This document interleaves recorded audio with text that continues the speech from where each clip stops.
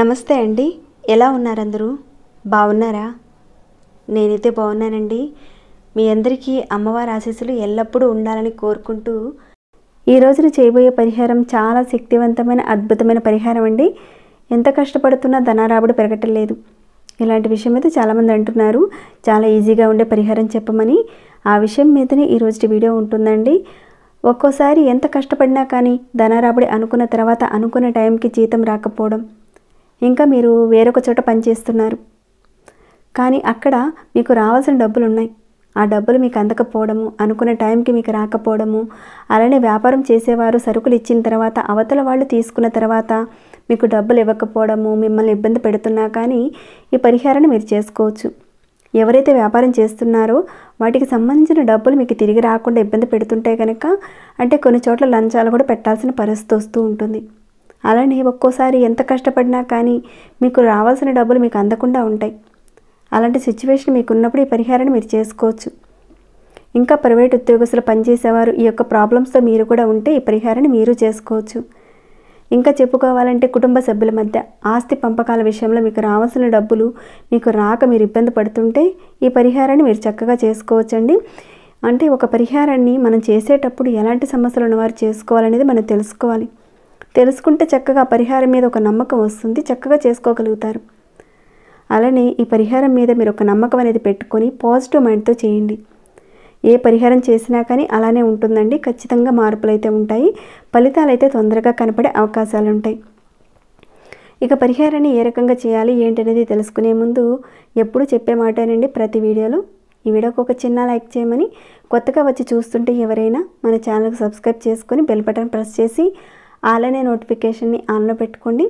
ఇంకా సమస్యల గురించి చాలామంది అడుగుతున్నారు కదా, అనేక రకాలైన సమస్యలకు సంబంధించిన పూజల పరిహారాలు ఉన్నాయండి మన ఛానల్లో. మీరు ఒకసారి ఛానల్లోకి వెళ్ళి చూసి మీ మనసుకు నచ్చింది మీరు చేయగలిగే ఒక పరిహారాన్ని ఎంచుకొని ప్రయత్నం చేయండి. చేసిన తర్వాత మీకు వచ్చిన మార్పుని, రిజల్ట్ని నాతో షేర్ చేసుకోవడం మర్చిపోకండి. అలానే ఈ వీడియోని ఎండింగ్ వరకు చూడండి, అన్ని విషయాలు తెలుస్తాయి. లేదంటే మళ్ళీ డౌట్స్ వస్తాయి, మళ్ళీ అడుగుతూనే ఉంటారు. చక్కగా ఎండింగ్ వరకు చూడండి, చక్కగా చేసుకోండి. ఇక మనం పరిహారం మాటకి వెళదాము. ఈ పరిహారాన్ని ఆడవారైనా మగవారైనా ఎవరైనా చేసుకోవచ్చు. నెలసరి టైంలో మాత్రం చేయకండి. ఇక ఆహార నియమాలంటూ ఏమీ లేవు, అన్నీ తినచ్చు, చక్కగా చేసుకోవచ్చండి ఈ పరిహారాన్ని. ఇక ఈ పరిహారానికి కావాల్సిన వస్తువుల విషయానికి వస్తే ఒక ఎరుపు రంగు క్లాత్ అవసరం ఉంటుంది, నల్ల నువ్వులు కావాలి, చిల్లర డబ్బులు కావాలండి. ఇంతేనండి, ఇంతకు మించి పెద్దగా అవసరమైతే ఏమీ లేవు. చాలా సింపుల్గా ఉంటుంది పరిహారం. మరి చిన్న పరిహారం కదా, మరి చేస్తే ఇక్కడ వర్క్ అవుతుందని మీకు చాలామందికి డౌట్ రావచ్చు. మనం చేసే ఏదైనా ఒక పనిని మనం మనసులో పెట్టుకొని సంకల్పం అనేది పెట్టుకొని పాజిటివ్ మైండ్తో చేస్తే ఖచ్చితంగా రిజల్ట్ ఉంటుందండి. నెగిటివ్ని మాత్రం పెట్టుకొని చేయకండి. ఈ పరిహారాన్ని మీరు మంగళవారం రోజున చేయాలి, అది కూడా ఉదయం నుంచి రాత్రి పడుకునే లోపల చేసుకోవచ్చు. కాకపోతే ఈ పరిహారాన్ని మీరు ఆ రోజున ఎప్పుడు చేయకూడదంటే రాహుకాలంలో మాత్రం చేయకండి. అంటే ప్రతిరోజు రాహుకాలం అనేది ఉంటుంది, అలానే మంగళవారం రోజున కూడా రాహుకాలం ఉంటుంది. మీరు ఒక్కసారి క్యాలెండర్లో చూసుకోండి, రాహుకాలం ఎప్పుడు వస్తుంది అనేది కథ చూసుకోండి. ఆ సమయంలో కాకుండా మిగతా సమయంలో మీరు చేసుకోవచ్చు పరిహారాన్ని. ఆ రకంగా మీరు మంగళవారం రోజున ఉదయం నుంచి రాత్రి పడుకునే లోపల రాహుకాలం లేని సమయంలో మీరు చక్కగా ఒక రెడ్ కలర్ క్లాత్ తీసుకోండి. పాతది కాదండి, కొత్త క్లాత్ తీసుకోండి. ఎందుకంటే మనం కొన్ని పండుగలు పర్వదిన సమయాల్లోనూ సమస్యలు పోగొట్టుకోవడానికని కొన్ని పరిహారాలు చేసుకుంటూ ఉంటారు మీరు. కాబట్టి మీరు ఒక అర మీటర్ కానీ ఒక మీటర్ కానీ క్లాత్ని ముందుగానే ఇంట్లో తెచ్చిపెట్టుకోండి. ఇక పరిహారం అన్న రోజున మీరు చక్కగా ఎలాంటి ఇబ్బంది అనేది పెట్టుకోకుండా మీరు తెచ్చుకున్న ఆ క్లాత్లో నుంచి కొంత భాగాన్ని కట్ చేసుకొని వాడుకోవచ్చు. ఆ రకంగా మీరు క్లాత్ని అలా పెట్టేసేసుకోండి. ఆ క్లాత్ని అలా పెట్టిన తర్వాత ఇక్కడ చూపిస్తున్నారు కదండి, ఇంత మాత్రం సరిపోతాయి నువ్వులు. ఆ నువ్వులు ఆ క్లాత్లో పెట్టండి.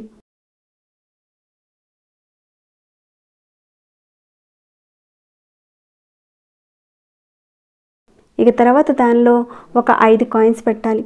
అంటే ఇక్కడ 2 రూపాయల బిళ్ళలు కానీ, 1 రూపీ కాయిన్స్ కానీ, 10 రూపీ కాయిన్స్ కానీ ఏది పెట్టినా మీరు ఒక 5 బిళ్ళలు పెట్టాలి.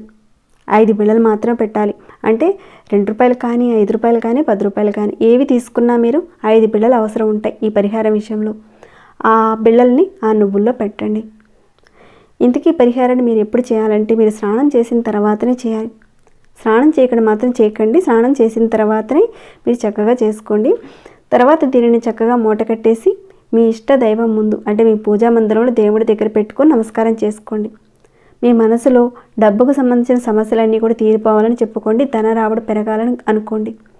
ఇంకా మీకు రావాల్సిన డబ్బులు ఏవైతే ఉన్నాయో అవి త్వరగా రావాలని, మీరు పనిచేసిన డబ్బులు ఏవైతే ఉన్నాయో అవి రావాలని కోరుకుంటూ మీరు చక్కగా చెప్పుకోండి.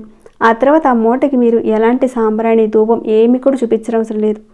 మీ పూజా మందిరంలో చక్కగా మూటని పెట్టుకోండి. మీ మనసులో కోరుకోండి. ఇక అంతేనండి, ఇంకేమీ లేదు. సాంబ్రాణి ధూపం ఏది కూడా చూపించనవసరం లేదు. తర్వాత దీనిని మీ ఇంటి గుమ్మం మెయిన్ దర్వాజా దగ్గర పైన బయట వైపుగా గుమ్మం పైన కట్టాలి. లోపల వైపు కాదండి, బయట వైపున ఒక చిన్న మేకు కానీ ఏదైనా కాస్త కట్టేసి అక్కడ పెట్టేయండి. ఇలా మీరు కట్టిన తర్వాత అలానే ఉంచేసేయండి. 1 నెల రోజులు అయిన తర్వాత దానిని తీసి ఏదైనా పారే నీటిలో వేసేయండి. లేదంటే ఎవరు తొక్కని ఒక ప్రదేశంలో వేసేయండి. అది కూడా కుదరదండి అంటారా, ఒక చెట్టు మొదట్లో కాస్త మట్టి తీసేసి గొయ్యి తీసి అందులో పెట్టండి ఈ మూటని. ఇలా మీరు ప్రతి నెలకి చక్కగా మూట పెడుతూ ఉండండి. నెలకి మారుస్తూ ఉండండి. ఈ విధంగా చేయడం వల్ల ధన రాబడికి సంబంధించిన దోషాలు ఏమైనా ఉంటే అవి తొలగిపోతాయి. ధన రాబడి రోజు రోజుకి పెరుగుతుంది మీకు.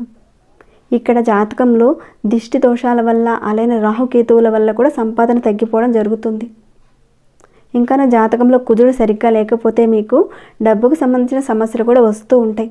కాబట్టి మీరు ఈ పరిహారం చేసుకోవడం వల్ల ఆ సమస్యల నుంచి మీరు చాలా వరకు బయటపడతారండి. చాలా మంచి పరిహారం అండి, అద్భుతమైన పరిహారం. మీరు నమ్మకం పెట్టి చేస్తేనే ఈ పరిహారం విషయంలో మీకు మంచి రిజల్ట్ ఉంటుంది. సో మీరందరూ కూడా చేసి మంచి లాభాలను పొందుతారని నేను కోరుకుంటున్నాను.